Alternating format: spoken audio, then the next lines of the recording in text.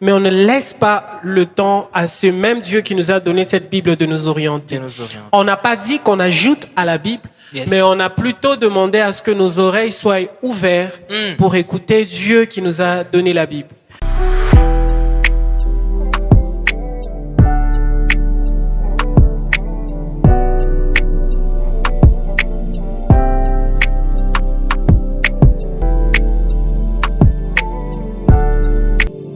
L'église sans rhéma prophétique, temple vivant ou tombeau spirituel. Bienvenue sur notre plateforme Exactitude. Ici, nous détruisons le mythe, nous détruisons les mensonges. Et comme vous le savez, moi c'est Michel, auteur et conférencier. Aujourd'hui, nous avons l'immense honneur d'accueillir sur ces plateaux un docteur vraiment bien. Avant de lui présenter, Abonnez-vous d'abord, cliquez, likez, partagez la vidéo pour plus de vues et merci pour vos vues, merci pour vos likes, merci pour vos abonnements, également merci pour cette maison PKS de production. Avant de le présenter, j'aimerais d'abord 5 secondes liker. Comme je le disais, c'est le docteur Guidel Banza. Il est berger aussi de cette grande famille Doxa ici à Lubumbashi. Bonjour docteur. Bonjour frère Michel, bonjour également à ceux qui vont nous suivre juste après. Je suis très honoré d'être reçu sur ce plateau. Merci. Merci vraiment pour l'acceptation de l'invitation. Nous parlons du rhéma, une église sans rhéma prophétique, temple vivant ou tombeau spirituel. Quel est l'aspect biblique, la définition biblique du rhéma et quelle est la différence entre le rhéma et le logos? Merci pour la question. Rhéma, d'abord, il faut dire que ce n'est pas écrit Rhéma comme ça dans la Bible. C'est un mot grec qui signifie simplement parole inspirée. Et le logos, c'est parole écrite. C'est juste la petite différence qui existe. Le Rhéma, c'est donc une lumière que le Saint-Esprit apporte de la parole de Dieu qui est contextualisée à l'époque actuelle. Maintenant, tout de suite là. Ça veut dire que la Bible a été écrite il y a beaucoup d'années, il y a des milliers d'années.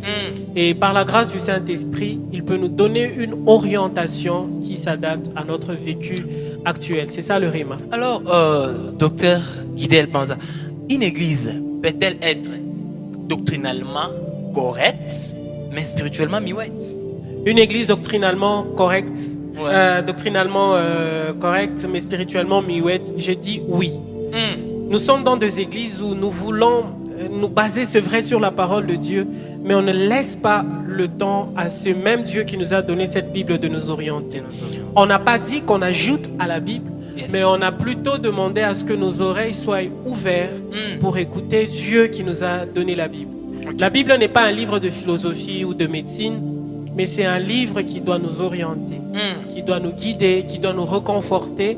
Et chaque texte de la Bible doit être adapté au vécu actuel même des enfants de Dieu. Alors, quels sont les signes qui montrent qu'une église est en train de stagner spirituellement? Premièrement, c'est une église où on ne va pas trouver cet équilibre-là. Quand je parle de stagner, ça veut dire peut-être c'est une église où on va plus se pencher à rester dans la doctrine, dans la parole, c'est vrai, c'est bien. Mais on ne va pas laisser le temps à Dieu de nous orienter, à Dieu de nous parler. On se dit, on ne veut pas écouter Dieu, on ne veut pas entendre, on veut seulement rester dans la Bible.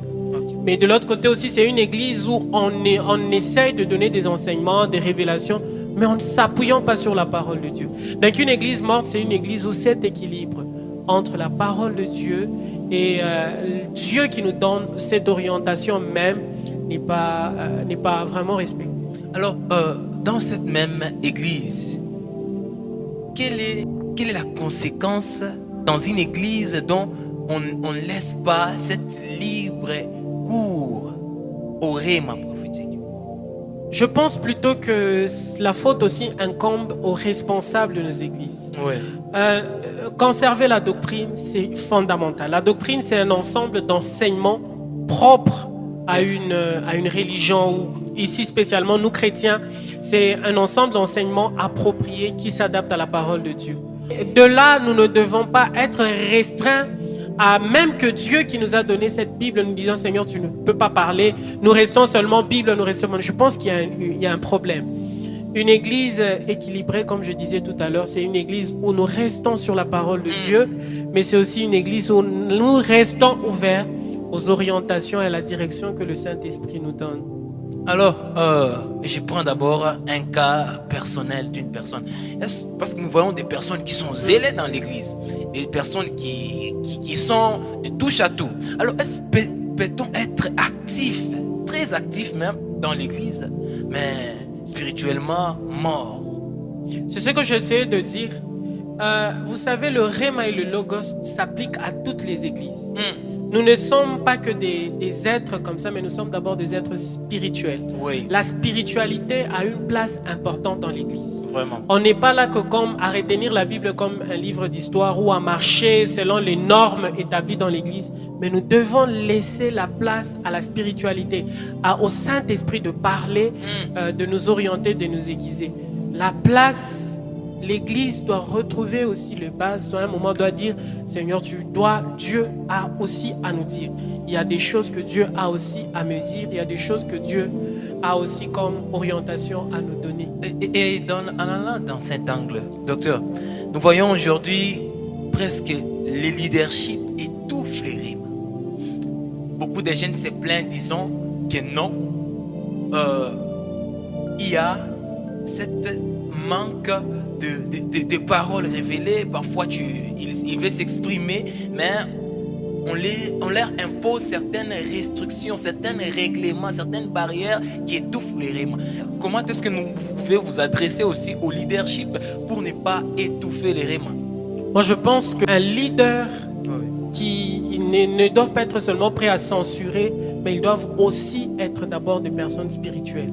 L'église n'est pas juste une organisation où on se rencontre, on chante, on prie, on lit la Bible, mais c'est une organisation où pour censurer quelqu'un de spirituel, vous devez d'abord vous-même être spirituel avant de toucher au spirituel. C'est 1 Corinthiens, chapitre 14, vous voulez aller au chapitre 12. Oui. Le don ne sont pas l'apanage de pasteurs ou de bergers. Ouais. Dieu fait grâce à qui il veut. Un berger, c'est d'abord un chrétien comme tout le monde. Il a aussi des responsabilités, c'est vrai, mais il n'a pas toutes les grâces dans l'église. Okay. Je peux être berger, mais à l'autre, Dieu a fait grâce d'avoir une grâce, un don prophétique peut-être. Je puis dire que ce que nous appelons des ordres, parfois pour Dieu, c'est ça l'ordre. Et c'est que Dieu, lui, vous pensez que c'est de l'ordre, parfois c'est du désordre. Moi, je pense que l'ordre règne dans l'église. Cet ordre ne doit pas frustrer ou bloquer les gens à ne pas exprimer ce que Dieu leur a donné. L'une des choses qui fait que les églises ne progressent pas, c'est parce qu'on regarde seulement le pasteur et les leaders. Oui. Pour juger un Rhéma, nous devons d'abord nous-mêmes être lecteurs de la Bible. J'ai dit, le Rhéma, c'est une lumière, pas sur n'importe quoi, mais sur la parole de Dieu. Pour juger un Rhéma, pour dire d'un frère qui l'a tapé à côté comme on a couramment l'habitude de le dire. Est-ce possible aussi de discerner la parole de l'homme et la parole venant de Dieu? Bon, la parole de Dieu parle de discernement. Nous devons faire preuve de discernement, surtout à nos responsables d'église. Ce n'est pas forcément tout ce que Dieu dépose dans l'esprit de l'homme que l'homme donne fidèlement. Nous sommes humains. C'est comme ça que la Bible dit que nous devons prendre le temps d'examiner les prophéties. Et examiner les prophéties, également examiner ce que nous recevons comme message, ce qu'il y a comme message. Prendre toujours le temps d'avoir une Bible à côté. C'est vrai, Dieu a dit, mais avoir toujours une Bible à côté, voilà un peu ce que je peux... Mais alors, docteur, prenons l'équilibre, parce qu'il y a certains foyers, certaines familles qui sont divisées à cause des prophéties, à cause des rèmes à prononcer dans l'église. Et cela même a poussé à certaines dénominations d'interdire les paroles prononcées. Dieu a dit au Mouala Sema. Non, ils ont dit nous, c'est les Écritures. Alors, selon vous, comment vous jugez ces cas? Il y a cette façon de censurer les prophètes et les prophétiques parce que dans l'état Biabongo, il n'y aura plus quelqu'un qui va prophétiser. C'est la première cause qui tue les églises. Ce n'est pas parce que le faux est là que le vrai, tout le vrai devient faux. Parmi les faux, il y a toujours de vrai. Alors moi, je pense que c'est au cas par cas. Ce n'est pas parce qu'un prophète a passé à côté que tous les prophètes sont fausses. Sont faux, pardon, j'y arrive. Donc moi, je pense que à chaque prophétie que nous recevons, nous devons examiner. Et non par contre tout rejeter en globalité. On n'a plus besoin de prophètes. vous n'avez plus besoin de prophète. Bon, Wow. Dieu ne va plus vous parler et vous allez arriver à une église morte. Michel, j'ai connu une sœur qui avait vraiment une grâce formidable de prophétie. Je l'ai connue d'une église où j'étais invité. Et chaque fois qu'elle avait un message à donner, il y avait entre guillemets les responsables, les anciens, les basés qui disaient ah kalakimia et tout ça. Moi bien, Dieu bref le mounikalak. Alors la sœur avait cette grâce qui bouillonnait des années, des années. L'église ne l'acceptait pas.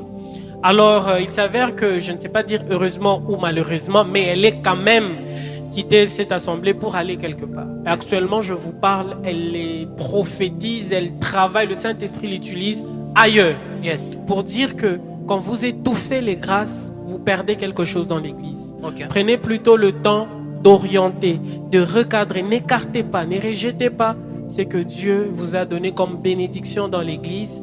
Le réma, c'est très bon pour que la vie de l'église, mais un réma, bien sûr, qui s'appuie sur la parole de Dieu. Qui s'appuie sur la parole de Dieu. Et comment une église peut-il redevenir vivante?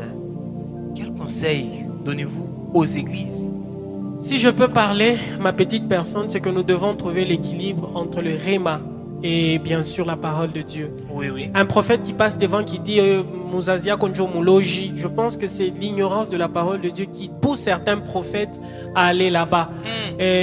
Aussi le fait de dire on ne prophétise pas ici. Donc trouvez toujours l'équilibre entre ce que Dieu a dit, Logos, et ce que Dieu dit, le Réma. Je pense que c'est comme ça que nous pouvons arriver à relever nos églises.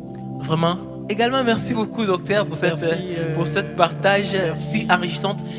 Merci. Vraiment, abonnez-vous. Abonnez-vous pour ne rien manquer et likez, partagez la vidéo.